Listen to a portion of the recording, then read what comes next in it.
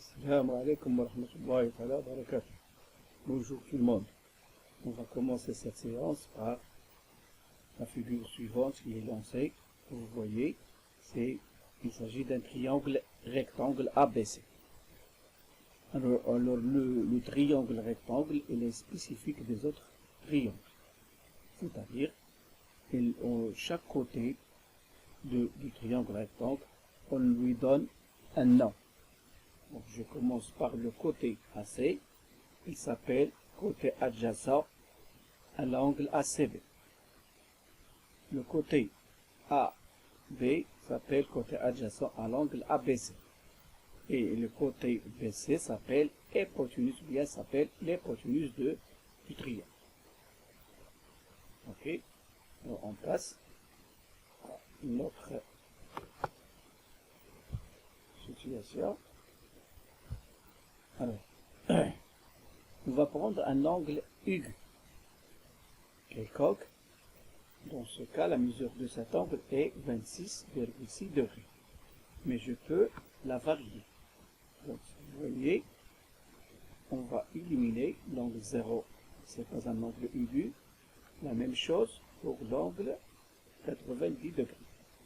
Donc, on va prendre seulement les angles qui sont compris entre 0 non inclus et 90 non inclus. Donc je prends par exemple l'angle de mesure 30,8 degrés.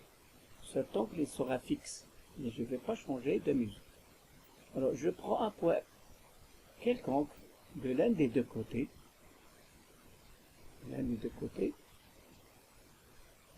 vais prendre le point B. Donc, je vais projeter orthogonalement, ou bien je vais tracer la droite perpendiculaire au support du deuxième côté, passant par le point B. Ou bien je vais construire un triangle rectangle ABC en C.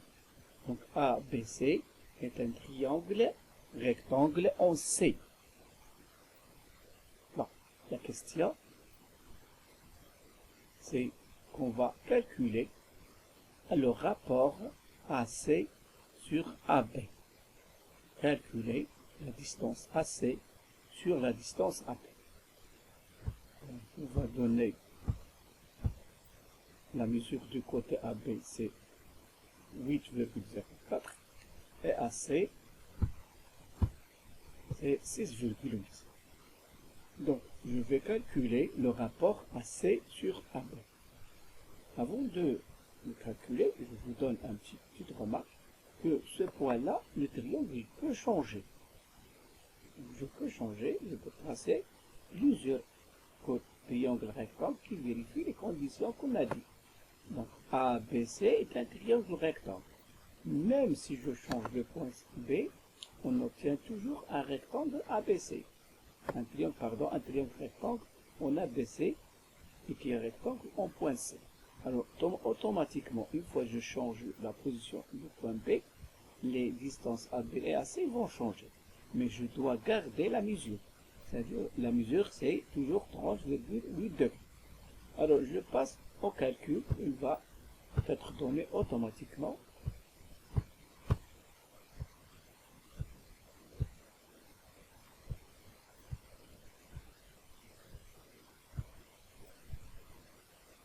Donc, je reprends.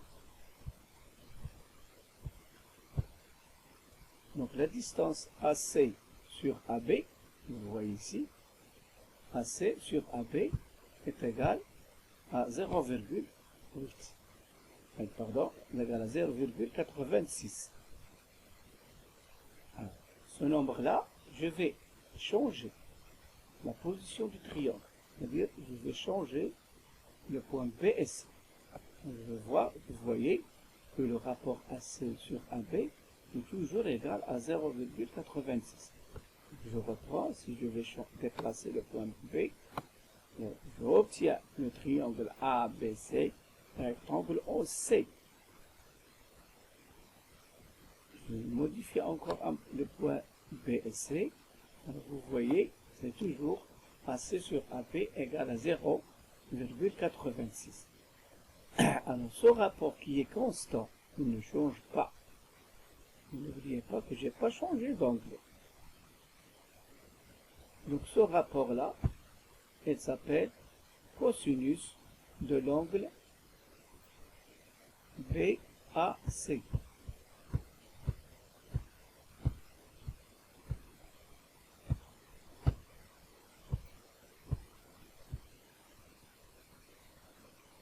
Cosinus de l'angle BAC,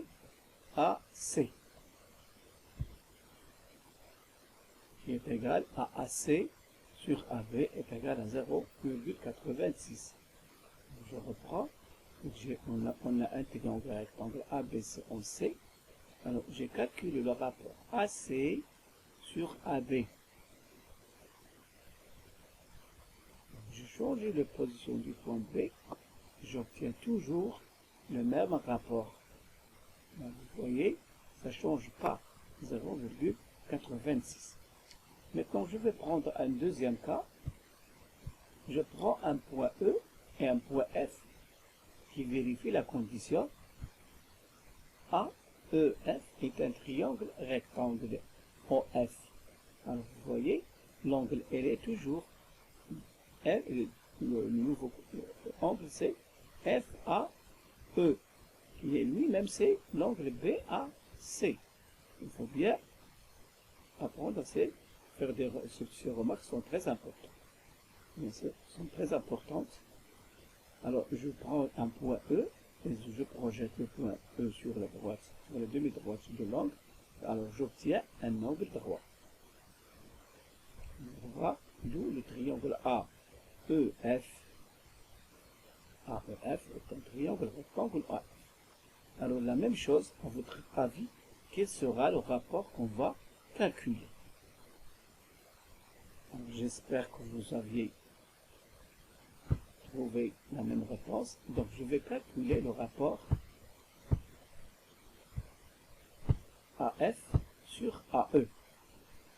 Alors, le rapport, c'est AF sur AE. Il faut bien préciser, c'est AF sur AE. Alors, ce rapport-là, la même chose, je vais faire modifier, bien faire un autre triangle. Vous voyez, le rapport, il ne change pas. N'importe quelle position du point EF, mais à condition que l'angle est toujours droit, et l'angle c'est toujours lui-même, c'est la mesure 30,8. Alors ce rapport-là, vous voyez qu'il est égal aussi à 0,86. Alors ce rapport-là, il s'appelle cosinus de l'angle FAE. FAE ou bien EAF, la même chose, dans le triangle AFE. Donc on a le triangle AFE, qui est un triangle rectangle OF. Alors le cosinus de FAE, c'est AF sur AE. Vous voyez? Donc si on fait une petite remarque, si je reviens au rapport AF sur AE et AC sur AE, ils sont constitués de quoi? Donc il y a une distance AF. Cette distance, elle est à qui? Donc si vous remarquez bien, c'est le côté adjacent AF, c'est le côté adjacent. AF, c'est la longueur du côté AF. Et AE, si je prends le côté AE, dans le triangle AEF, donc c'est l'hypoténuse. L'hypoténuse de triangle. Donc c'est la longueur de l'hypoténuse. Alors vous voyez, le numérateur, c'est la longueur du côté adjacent.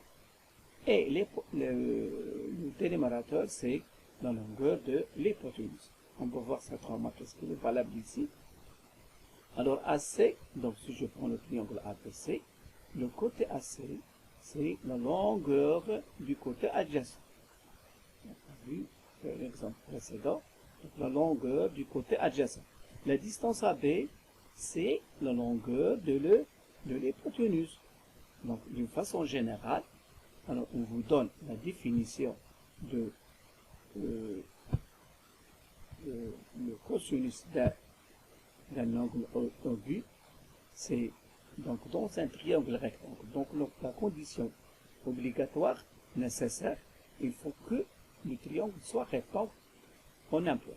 Alors on appelle cosinus d'un angle aigu, c'est le quotient, ou bien on peut dire le rapport de la longueur du côté adjacent de cet angle et la longueur de l'hypoténuse. On note cosinus avec en abrégé cos.